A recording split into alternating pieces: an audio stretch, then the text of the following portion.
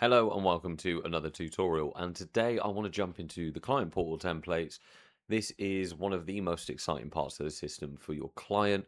It's also how you're going to work with them, and the end result of everything we build here will end up in set ready for you to music match, and also the on cue system which floats on top of your DJ software and shows you all of the answers and timings and stuff like that. So it's important we get this right because it's how you're going to run the event at the end of it all. So let's get straight into it. So if we go down to the bottom left and go to settings, and we go to client portal over here, it's under the client experience. When you get in here, you've got a couple of options. You can jump into public templates, have a look at one of the templates that already exist, and you can save it to your templates. I'm going to go back for now and jump into one that I already have. So my top tip here is to build your all-day wedding template first. If you do that, you can then duplicate it, delete the all-day stuff, and then you've got an evening wedding reception.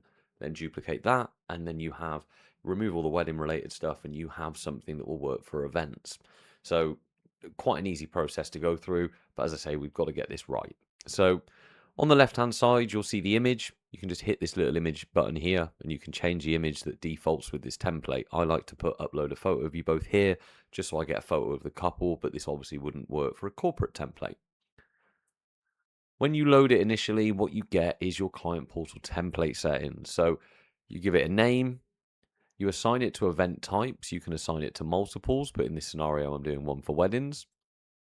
How many days before the event day will the client be locked out automatically? You can set this how you wish and override it manually in the booking as well. You've then got link main services. This is really important if you're going to do a web form, automate a brochure to go to a client. What this does is it links a template to a service. So if they pick your all day service, it is going to, what's my all day service called? That one. And that package there is also all day. It's going to automatically assign this template to that booking so they can start planning immediately. So make sure you think and do that. Then we've got some event photo settings. So that photo I discussed up here, can the client change it or not? Toggle it off if you don't want them to. I'm going to leave that on. Then new section settings. So if we scroll down on the left hand side, you'll see all the sections here. There's an add section button that you'll always see, but you can give the ability for a client to add a section. Really helpful if they've got something unique happening on their wedding day and you don't want to deal with the admin. So you can toggle this on for both the client and the event planner, or you can toggle it off, whatever suits your preference. Same with reordering the sections. The client can reorder, same as the event planner. So toggle these on and off. And then the song limit. So if you set this to 0, it just won't show any songs in that section. But what you can do is allow a limit of, say, if they add a new section, they can have 2 songs and no must plays. That might be the route that you go down. It's totally up to you. Then finally, or almost finally, down here in the settings, we've got the phone number. So this doesn't pre-populate. There is a reason for this. You might have different templates for different DJs, so they get the right contact details for that DJ if you're a multi-op. But what you want to do is put your email and your mobile number in here or your landline, and it will just give 2 buttons for the client to see. If you don't want those buttons to appear, just leave them blank. But I think it's quite nice for the client, whilst planning, just to be able to hit a button, come in and chat to you.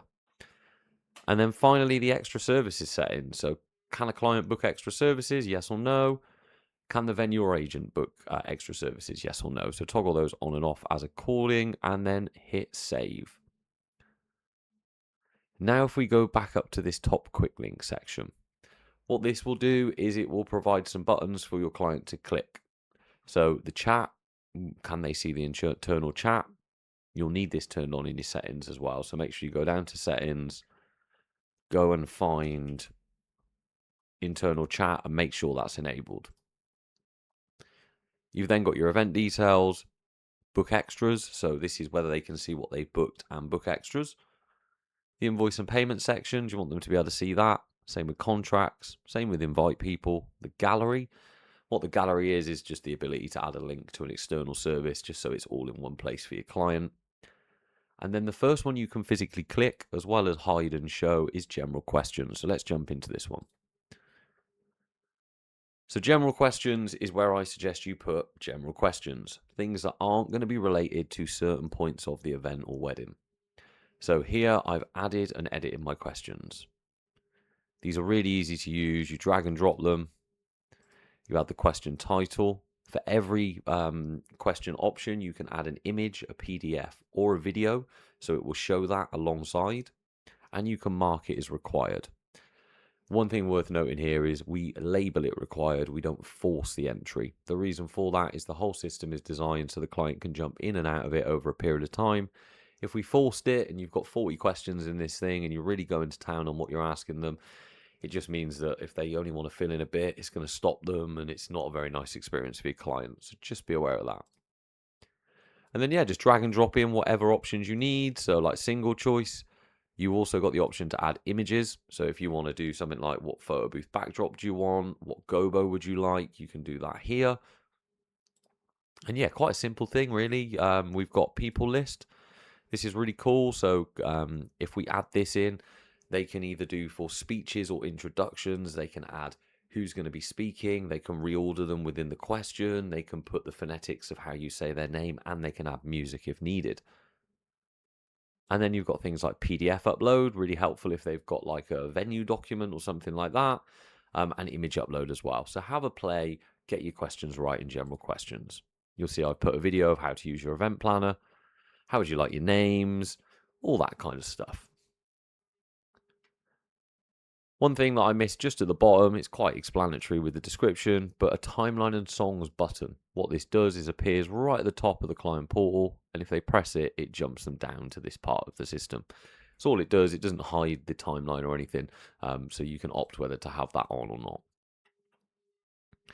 Then the big bit, the sections. So you'll see that we have two forms here. We've got titles. So if we add a section, new section, you can put a title in, you can give it a title, call it test, we can pick a color, and we can set who can see it. So we're going to let the client see it, and we're not going to let the client edit the title or delete it.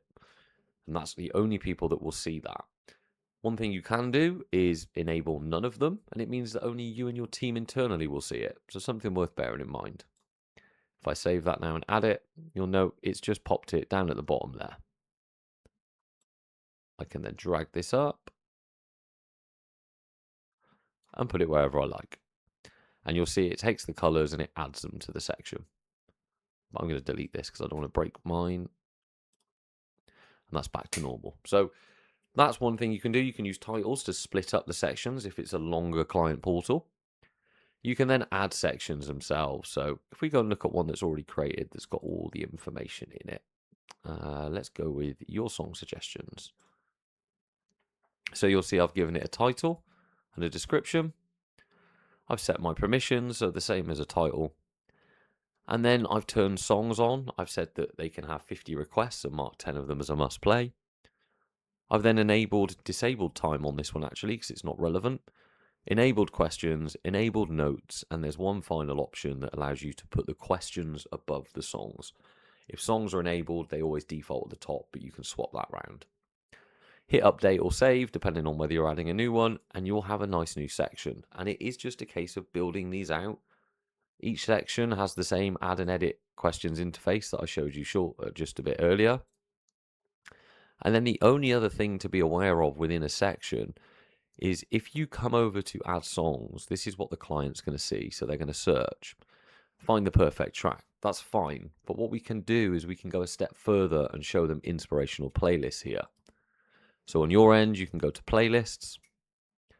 I've created these playlists myself. These are based on my Spotify ones. So I'm going to add these and show them to them. But you can also search for, let's say, Motown. And what it will do is it will search Apple and Spotify, and you can also add those as inspirational playlists. Hit save, and now when I go to add songs, you'll see it showing them to inspiration that they can go and browse. I've done this in this template for first dance, so they are first dance suggestions. If you've got a sax player section, etc., you can add playlists that are relevant, and you can even brand them as I just showed you. So some really, really cool stuff. So now we've got our songs, our questions, we've added our notes down here. We're pretty much good to go.